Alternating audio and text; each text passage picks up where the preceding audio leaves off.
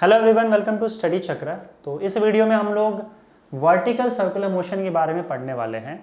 देखो, इससे पहले जो भी सर्कुलर मोशन हम लोगों ने देखा था वो हॉरिजॉन्टल सर्कल में चीज़ें मूव हो रही थी। ऐसे ये हॉरिजॉन्टल प्लेन है, इस सर्कल में वो मूव हो रही थी, राइट। अब हॉरिजॉन्टल सर्कुलर मोशन जब कोई बॉडी परफॉर्म करता है तो हर पॉइंट पे उसका जो हाइट होता है वो अर्थ से वो सेम होता है, मतलब वो ऊपर नीचे नहीं होता। तो जिसके वजह से हर पॉइंट पे उसकी पोटेंशियल एनर्जी फिक्स होती है, पोटेंशियल एनर्जी में कोई चेंज नहीं आता। लेकिन जब हम वर्टिकल सर्कुलर मोशन की बात करते हैं तो इस केस में क्या होता है, पार्टिकल जब ऊपर जाता है ऐसे, तो ऐसे केस में क्या होगा, उसका पोटेंशियल एनर्जी चेंज हो जाएगा, पोटेंशियल एनर्जी बढ़ने लगेगा क्योंकि हाइट ज़्यादा हो रही है, और फिर नीचे आएगा तो पोटेंशियल एनर्जी कम होने लग जाता है। तो जब पार्टिकल ऐसे वर्टिकल सर्कुलर मोशन परफॉर्म करता है वर्टिकल प्लेन में, तो पोटेंशियल एनर्जी चेंज होते रहता है। इसलिए ये थोड़ा सा डिफरेंट है हॉरिजॉन्टल सर्कुलर मोशन से, और हम लोग इसको अलग से स्टडी कर रहे हैं। दूसरी बात ये कि वर्टिकल सर्कुलर मोशन दो तरीके से हो सकता है।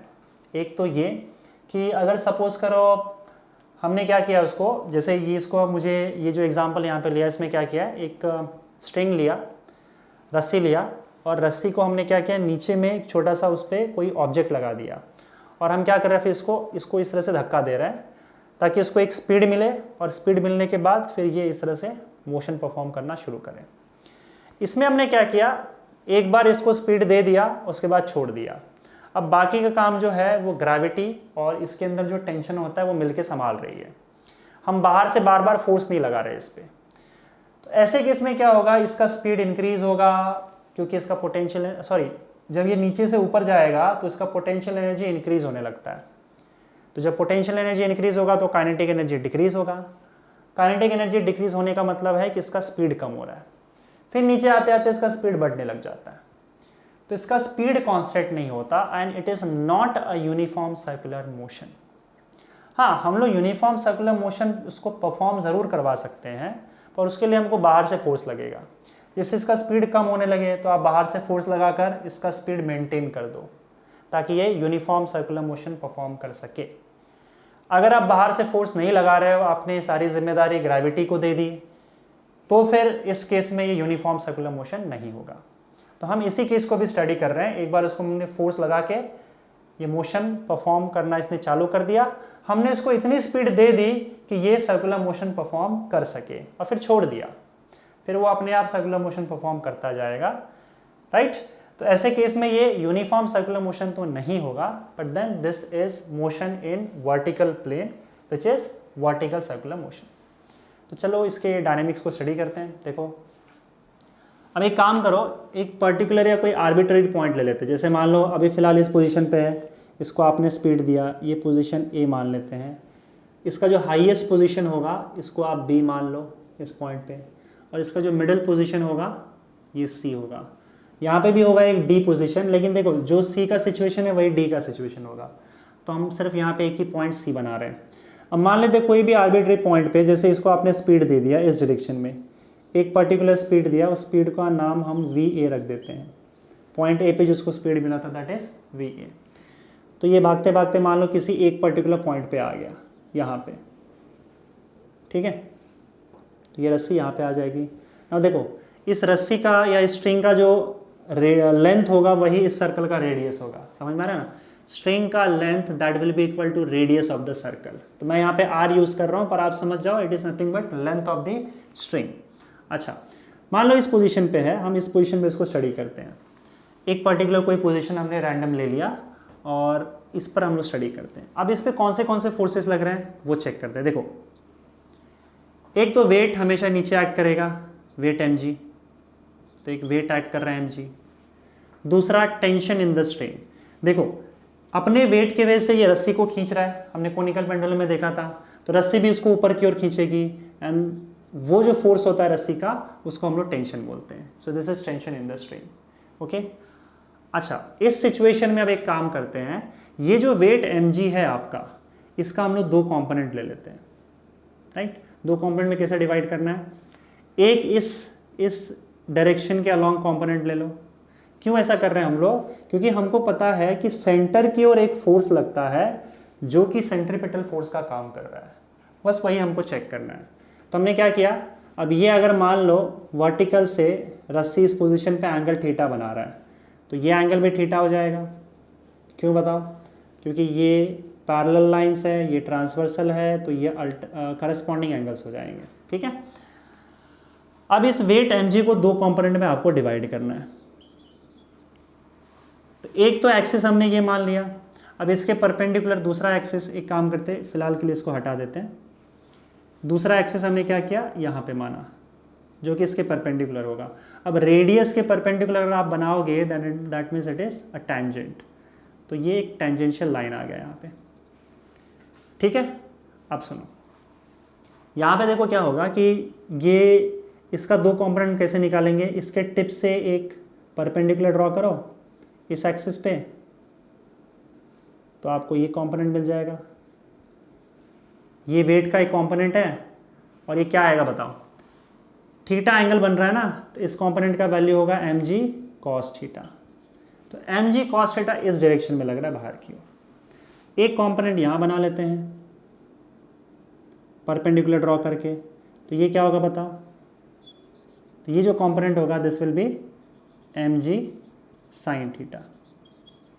ठीक है, तो mg sin थीटा यहाँ पे, mg cos थीटा यहाँ पे। अब सुनो, और वो एक पर्टिकुलर स्पीड से ऊपर जा रही है, तो एक पर्टिकुलर स्पीड से जब ये ऊपर जाती है तो आप ध्यान देना कि इसके ऑपोजिट डायरेक्शन में mg sin थीटा लग रहा है, और इस यही एक जो फोर्स है वो इस वेलोसिटी को कम करता है या फिर इसके स्पीड को कम करता है जैसे जैसे ऊपर जाता है। तो ये तो इसकी कहानी हो गई कि ये फोर्स क्या कर रहा है।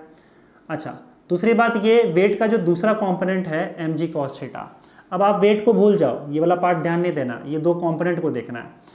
तो हमने देखा कि ये जो mg sin थीटा ये स्पीड कम करता है, क्योंकि स्पीड के ऑपोजिट डायरेक्शन में लग रहा है, पार्टिकल ऊपर जा रहा है, और mg cos थीटा टेंशन के अलॉन्ग लगता है।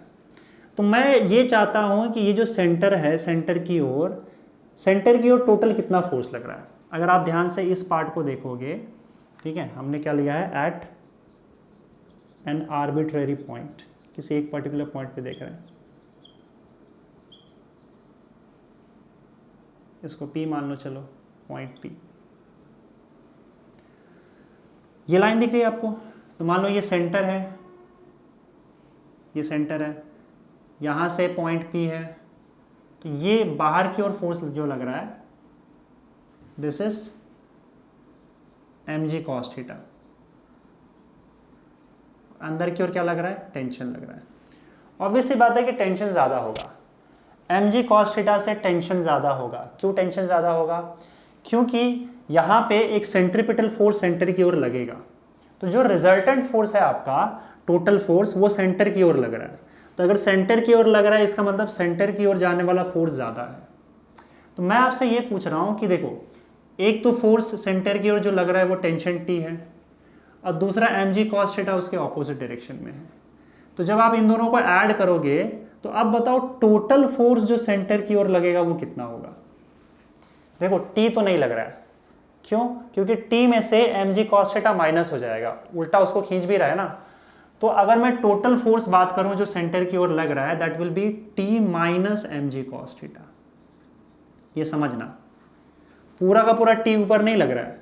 जैसे T अगर मान लो 5 न्यूटन है और mg cos थीटा 2 न्यूटन है, तो मैं तुमसे बोलूँ कि भाई सेंटर की ओर टोटल कितना लग रहा है, तो टोटल 5 लगेगा क्या ना, 2 उसमें से माइनस भी हो जाएगा ना। सो टेंशन T अगर ऊपर लग रहा है तो उसमें से mg cos थीटा माइनस हो जाएगा, और ये बचा हुआ फोर्स अब सेंटर की ओर लग रहा है। क्योंकि ये बचा हुआ फोर्स सेंटर की ओर लग रहा है, तो यही फोर्स है जो सेंट्रीपिटल फोर्स का काम करके इसको फिलहाल घुमा रहा है। समझ में आ रही बात? So this is nothing but centripetal force.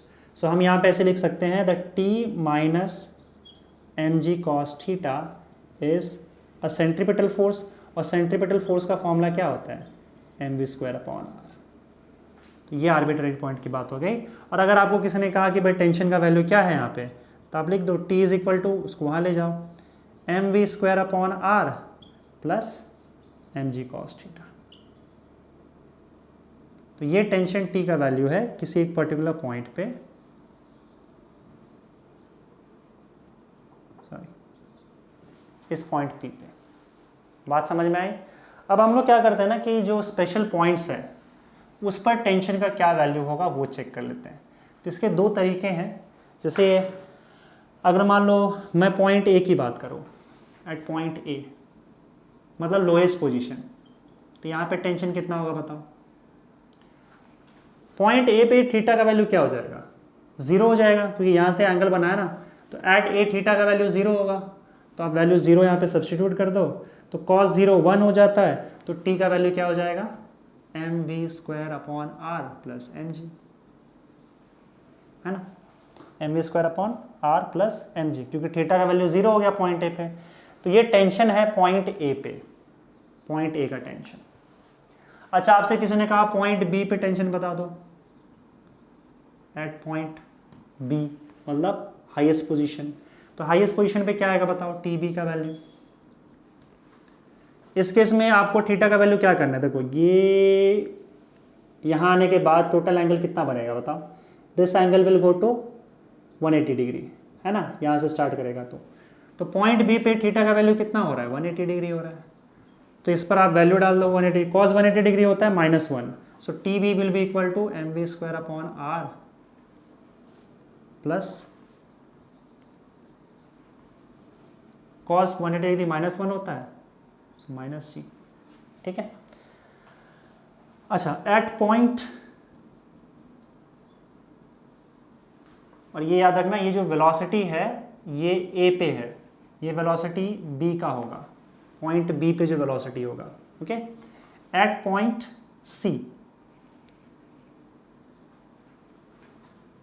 अब पॉइंट सी पे वेलोसिटी तो वी सी हो जाएगा। मैं बोल रहा हूँ कि टेंशन क्या होगा, तो टेंशन का value at C will be, देखो जब सी पे होगा तो 90 डिग्री होगा थीटा का value, theta will be 90 degree. तो यहाँ पे थीटा का वैल्यू 90 डिग्री हो जाएगा, और हम लोग को पता है कि cos 90 क्या होता है, 0 होता है, तो ये पार्ट हट जाएगा एंड विल बी mv² अगर हम पॉइंट सी की बात करें तो इसको हम लोग वी सी लिख देंगे, that is speed at point C. तो ये टी ए, टी बी और टी सी तीनों का हमको एक्सप्रेशंस मिल गया, जो कि इस पॉइंट पे कितना टेंशन है, इस पॉइंट पे कितना टेंशन है, इस पॉइंट पे कितना टेंशन है, ये हमको मिल गया, तीनों पॉइंट्स का टेंशन। इसको एक और तरीके से देख सकते हैं, अगर हम लोग अच्छे से डायनेमिक्स को समझना चाहते हैं तो मैं एक एक पॉइंट को और अच्छे से डील करता हूँ। एक काम करते हैं, फिर से हम पॉइंट ए पे आते हैं, राइट। इसको हटा देता हूँ फिलहाल, अब मैं पॉइंट ए पे आ रहा हूँ, यहीं से स्टार्टिंग करेंगे, ओके। अब देखो पॉइंट ए पे, इसको भी हटा दिया। पॉइंट ए पे मान लो जो तुम्हारा स्पीड है, that speed is V A. तो वी ए स्पीड मैंने उसको दे दिया, और फिर ये सर्कुलर मोशन परफॉर्म करना शुरू कर दिया, मतलब इतना सफिशिएंट स्पीड दिया है कि ये सर्कल में घूम सके। अब इस पॉइंट ए पे देखो क्या हो रहा है, एक एक पॉइंट पे हम स्टडी करते हैं पूरे डायनेमिक्स को। पॉइंट ए पे हमने स्पीड दे दिया, सर्कल में तो घूम रहा है ये मैंने बता दिया। तो इसका मतलब क्या, इसका मतलब ये कि यहाँ पे ये सर्कुलर मोशन परफॉर्म कर रहा है, तो अंदर की ओर एक सेंट्रीपिटल फोर्स लगेगा, राइट। तो मैं ये बोल रहा हूँ कि अब कौन से फोर्सेस काम कर रहे हैं। एक तो वेट mg नीचे काम करेगा, दूसरा ऊपर की ओर टेंशन T काम कर रहा है। फिर मैं पूछ रहा हूँ कि T बड़ा कि mg बड़ा, ऑब्वियस बात है कि टेंशन T बड़ा है, और पूरा का पूरा टेंशन T जो है वो सेंट्रीपिटल फोर्स का काम नहीं कर पाएगा, क्योंकि उसमें से mg तो नीचे लग रहा है ना, तो mg माइनस हो जाएगा। तो इस लाइन के अलॉन्ग टोटल फोर्स कितना लग रहा है बताओ। मैं पॉइंट ए की बात कर रहा हूँ, एट पॉइंट ए।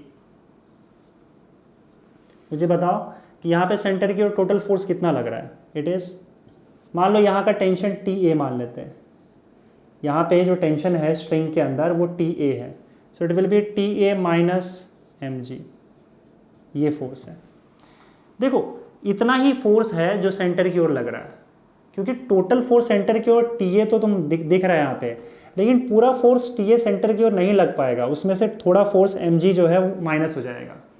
तो टी ए में से जो एम जी माइनस हो जाएगा वो बचा हुआ फोर्स सेंटर की ओर लगेगा, और वो सेंटर की ओर लग रहा है, इसका मतलब ये क्या है, सेंट्रीपिटल फोर्स है। समझ में आ रहा है। और सेंट्रीपिटल फोर्स का formula mv²/r। Now this is speed eight A, that is V A. तो ये फॉर्मूला होगा कहाँ का, पॉइंट ए का। अब एक काम करते हैं, एम जी को उस साइड ले आओ तो आपको टी ए का वैल्यू मिल जाएगा, and T A will be equal to M V A square upon R plus M G. यही वैल्यू तुमको मिला था पहले भी। तो ये टेंशन का वैल्यू आ गया पॉइंट ए पे, ठीक है। पॉइंट बी और पॉइंट सी का भी वैल्यू हम लोग ने वी सी और वी बी के टर्म्स में देख लिया था, पर यहाँ पे एक्चुअली ना अब मैं कंपैरिजन करने वाला हूँ तीनों टेंशन्स का। तो इसलिए हम क्या करेंगे, जितना भी टेंशन होगा ना वो उसमें हम लोग वी ए के टर्म्स में ही तीनों टेंशन को ढूंढेंगे।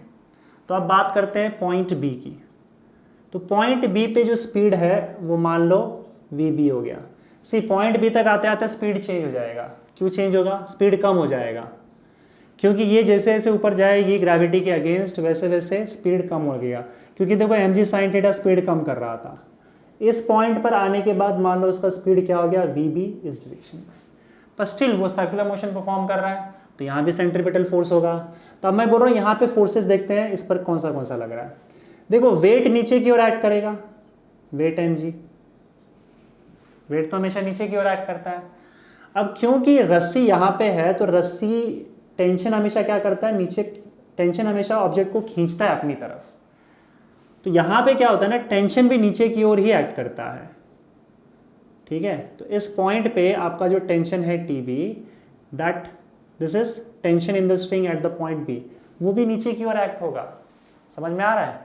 तो ऐसे पॉइंट पे देखो क्या होता है कि ये टेंशन और वेट एम जी दोनों मिलकर सेंट्रीपिटल फोर्स का काम कर रहे हैं, क्योंकि दोनों सेम डायरेक्शन में है और दोनों सेंटर की ओर लग रहे हैं। तो जब मैं पॉइंट बी की बात करूं, एट पॉइंट बी, इस पर ऑब्जेक्ट पर टोटल फोर्स क्या लग रहा है, T B plus M G, और ये दोनों मिलकर सेंट्रीपिटल फोर्स का काम कर रहे हैं क्योंकि दोनों सेंटर की ओर लग रहे हैं। So it will be M V B square upon R. ये दोनों सेंट्रीपिटल फोर्स का काम करेंगे। अब ऐसे केस में मुझे बताओ कि टी बी का वैल्यू क्या होगा। It will be M V B square upon R minus M G. यही तो आया था, राइट। ये केस ऑलरेडी हम लोग देख चुके थे, पर मैं ये बोल रहा हूँ कि मुझे कंपेयर करना है सारे टेंशन्स को, तो हमको टी बी या टेंशन एट बी वो भी मुझे वी ए के टर्म्स में चाहिए, वी ए के टर्म्स में, ठीक है, इसके टर्म्स में। तो कैसे आएगा? तो एक काम करते हैं, इस चीज़ को यहाँ पे पहले फिलहाल छोड़ो, इसको इक्वेशन 2 डाल के यहाँ पे छोड़ देते हैं और आगे बढ़ते हैं। आगे बढ़ने के बाद क्या करेंगे, देखो हम यहाँ पे कंजर्वेशन ऑफ एनर्जी का यूज़ करेंगे by conservation of energy. Conservation of energy का यूज़ कैसे करेंगे बताओ। देखो जब पार्टिकल पॉइंट ए पे था या ऑब्जेक्ट पॉइंट ए पे था, तो यहाँ पे हम पोटेंशियल एनर्जी 0 अज्यूम कर लेते हैं। पोटेंशियल एनर्जी 0 आप कहीं भी अज्यूम कर सकते हो। सो ये पोटेंशियल एनर्जी इज 0, ओके। अब यहाँ से हम लोग क्या करेंगे, पोटेंशियल एनर्जी जब ये ऊपर उठा ऐसे गया पॉइंट बी पे, तो जब वो पॉइंट बी पे गया तो उसने कितना हाइट कवर किया बताओ, इतना हाइट कवर किया ना, दिस इज आर, और यहाँ से लेकर यहाँ तक फिर आर हो जाएगा। तो इसका मतलब अगर मैं पोटेंशियल एनर्जी की बात करूँ या फिर चेंज इन पोटेंशियल एनर्जी की बात करूँ, change in potential energy by conservation of energy का मतलब क्या है, change in potential energy will be equal to change in kinetic energy, यही होगा ना। तो पोटेंशियल एनर्जी में कितना चेंज आया बताओ, यहाँ पे तो 0 था और फाइनली यहाँ जाने के बाद क्या होगा, कुछ ना कुछ पोटेंशियल एनर्जी आ गया, and that is nothing but mgh। पर मैं ये बोल रहा हूँ कि इसने कितना हाइट कवर किया है, r plus r 2r, so total height is 2r। इतनी पोटेंशियल एनर्जी इसके पास आ गई। अब उतनी काइनेटिक एनर्जी इसकी कम हो गई होगी, क्योंकि पोटेंशियल एनर्जी बढ़ी है तो काइनेटिक एनर्जी क्या होगी, कम हो गई। तो जितनी पोटेंशियल एनर्जी में चेंज उतना ही काइनेटिक एनर्जी में चेंज। तब चेंज इन काइनेटिक एनर्जी देख लेते हैं। यहाँ पे kinetic energy half M V A square, यहाँ पे kinetic energy half M V B square, and change in kinetic energy will be, यहाँ पे ज़्यादा होगा ना, so it will be half M V A square minus half M V B square. This is change in kinetic energy from this point two this point. इतनी kinetic energy बदल गई उसकी। ये दोनों सेम होंगे बाय कंजर्वेशन ऑफ एनर्जी। अब एक काम कर देखो, यहाँ पे एम एम कैंसिल हो जाएगा, यहाँ से, तो इससे क्या होगा 2mgr is equal to half, common ले लो, va square minus vb square, and va square minus vb square will be equal to 4mgr। तो अब मुझे बताओ यहाँ पे vb स्क्वायर का वैल्यू क्या होगा। vb square will be equal to vb square, ये V square minus V B square है ना, V B square will equal to V A square minus 4mgr। इसको इक्वेशन 3 डाल दो, ओके, और यहाँ पे से इसको उठा के इक्वेशन 2 में डाल दो। सो पुट 3 इन 2, ओके। तो इक्वेशन 3 को इक्वेशन 2 में डाल दोगे तो बताओ टी बी का वैल्यू क्या होगा। T B will be equal to M V B square के जगह पे V A square minus 4mgr, M V A square minus 4mgr upon R minus mg, okay, आ गया। अब इसको सॉल्व कर लेते हैं, देखो क्या आएगा। Therefore T B is equal to M V A square upon R minus 4mg minus mg। तो फाइनली आपका tension at point B becomes M V A square upon R minus 5mg। ये मैंने इसीलिए किया क्योंकि मुझे कंपेयर करना था, मैं आपको पहले बता चुका हूँ। और अब टेंशन जो है एट बी वो भी मुझे वी ए के टर्म्स में आ गया, टी ए और टी ए मतलब टेंशन एट ए, वो भी वी ए के टर्म्स में और ये भी वी ए के टर्म्स में। सो इसको हम डाल देते हैं, इक्वेशन नंबर 3 हो चुका है, इक्वेशन नंबर 4, ठीक। अब एक काम करता हूँ, यहाँ पे बाकी चीज़ें मैं मिटा लेता हूँ और ये दोनों टेंशन्स को आप याद रखो। देखो this is tension at point A and this is tension at point B. तो अब हम पॉइंट सी का भी टेंशन देखेंगे, okay. So let this be tension at point B, क्या आ गया, M V A square upon R minus 5mg। This is equation 4। अब आगे बढ़ते हैं।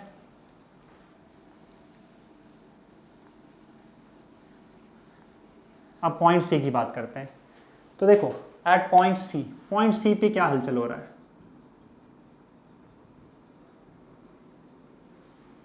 सही, पॉइंट सी पे ये आगे वी सी वेलोसिटी के साथ जा रहा है, ये मान लेते हैं हम लोग। अगर आप पॉइंट सी पे ध्यान से देखोगे तो वेट जो है वो नीचे एक्ट करेगा, ऐसे वेट mg तो नीचे एक्ट करेगा और टेंशन T जो होगा वो इसके लॉन्ग एक्ट करेगा। This is your tension T at point सी।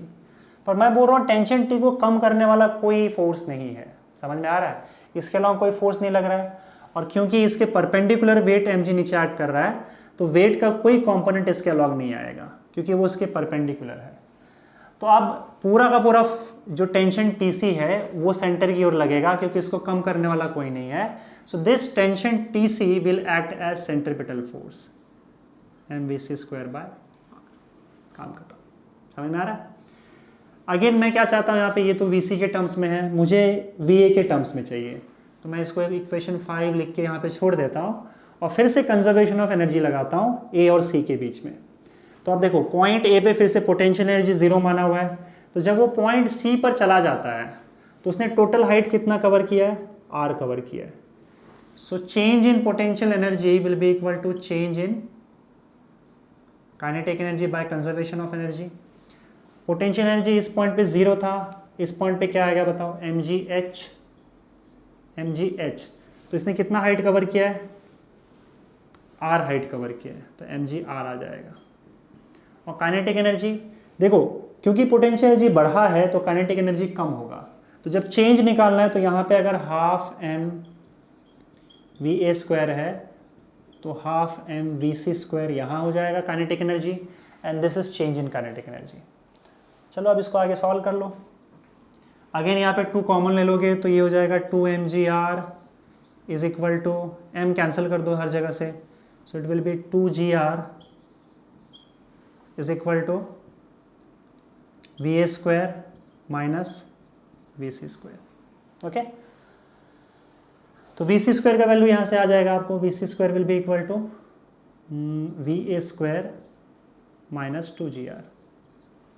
इसको आप इक्वेशन 6 बोल दो और बोलो इक्वेशन 6 का वैल्यू हम लोग इक्वेशन 5 में डाल देते हैं। तो जब आप इक्वेशन 5 में डालोगे तो बताओ टी सी का वैल्यू क्या होगा, it will be M V C square की जगह पे क्या आएगा, V A square minus 2gr, so M V A square minus 2gr upon R, so therefore T C is equal to M V A square upon R, okay, minus R R cancel हो जाएगा 2mg। So this is tension at point C जो कि V A के terms में है, ठीक है। तो यहाँ पे इसको इक्वेशन 6 हो चुका है, इक्वेशन 7 डाल देते हैं, राइट। तो अब देखो यहाँ पे टेंशन टी आ गया है पॉइंट सी पर भी, तो इसको भी मैं एक साथ यहाँ पे लिख देता हूँ, T C is equal to M V A square upon R minus 2mg। This is equation 7।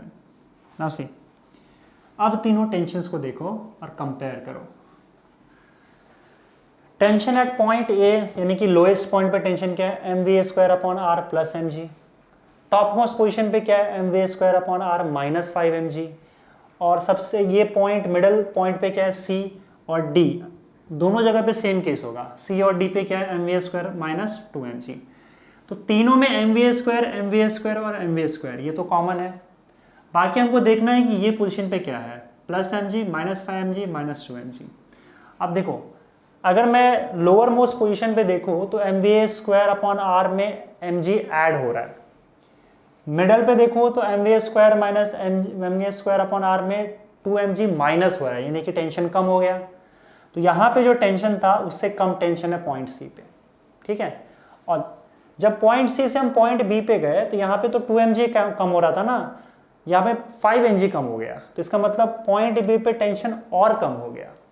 तो हम ऐसा लिख सकते हैं दैट टेंशन एट पॉइंट ए ये सबसे ज़्यादा है, सबसे ज़्यादा टेंशन इधर होता है और सबसे कम टेंशन टॉप मोस्ट पोजिशन पे होता है और बीच में उसके मिडल में लाई करता है। So tension at A is greater than tension at C and tension at C is greater than tension at B. सबसे ज़्यादा यहाँ पे, उसके बाद यहाँ पे, उसके बाद यहाँ पे। इसका मतलब ये है कि अगर मैं इस डायरेक्शन में जाते रहूँ तो धीरे धीरे धीरे धीरे टेंशन कम होने लगता है और सबसे कम टेंशन पॉइंट बी पे होगा और फिर से वो टेंशन बढ़ने लगेगा और यहाँ पे टेंशन मैक्सिमम हो जाएगा। तो इस तरह की कहानी है आपकी टेंशन की जब वो सर्कल में घूम रहा होता है, पार्टिकल वर्टिकल सर्कल में, ठीक है। और डिफरेंस चेक कर लेते हैं। डिफरेंस क्या होगा, मान लो यहाँ का और यहाँ के टेंशन में कितना डिफरेंस है। देखो टी ए बड़ा है, टी सी छोटा है, डिफरेंस कितना होगा वो चेक कर लेते हैं। T A minus T C का वैल्यू क्या होगा, टी ए का वैल्यू क्या है, M V A square upon R plus M G minus T C M V A square upon R plus 2mg। So T A minus T C is equal to, ये cancel हो जाएगा, it will B 3mg। अच्छी बात है। तो इन दोनों point के बीच का जो टेंशन का डिफरेंस है वो 3mg होगा। तो चलो एक काम कर लेते हैं, अब T A minus T C हो गया, पॉइंट सी और पॉइंट बी के बीच में हम लोग टेंशन ढूंढ लेते हैं। अब देखो पॉइंट सी का टेंशन ज़्यादा है और पॉइंट बी का टेंशन कम है, तो हम लोग T C minus T B ढूंढेंगे, इनके बीच का डिफरेंस। टी सी का वैल्यू क्या है, M V A square upon R minus 2mg minus T B का वैल्यू क्या है, M V A square upon R +5 mg, है ना। तो ये कैंसिल हो जाएगा। -2 + 5 कितना होता है 3 mg। So Tc - Tb is also equal to 3 mg।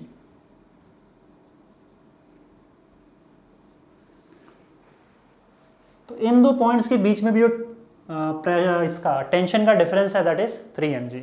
तो इसको मैं साथ में लिख दे रहा हूँ, देखो Ta - Tc is 3 mg and Tc - Tb is 3 mg। तो इसको हम साथ में लिखेंगे यहाँ पे, इसको हटा दे रहा हूँ फिलहाल।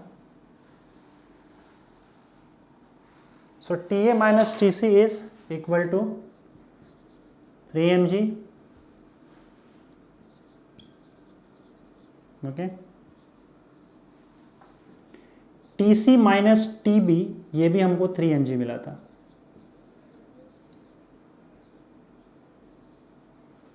इन दो पॉइंट्स के बीच का डिफरेंस 3 mg, इन दो पॉइंट्स के बीच का डिफरेंस टेंशन में 3 mg।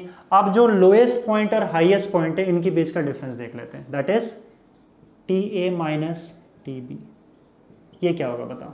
देखो Ta क्या है mva² upon r + mg minus Tb क्या है mva² अपॉन r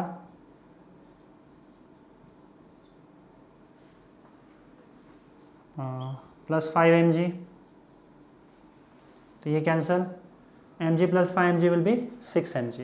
तो इसका मतलब Ta - Tb becomes mg + 5 mg 6 mg। तो ये डिफरेंसेस है। तो टॉप मोस्ट पॉइंट जो है इनके बीच का जो टेंशन का डिफरेंस है that is Ta - Tb that is equal to 6 mg। अब अगर इन तीनों इक्वेशंस को आप ध्यान से देखो तो टेंशन के डिफरेंस में कहीं भी स्पीड नहीं आ रहा है, टेंशंस में स्पीड जरूर आ रहा है।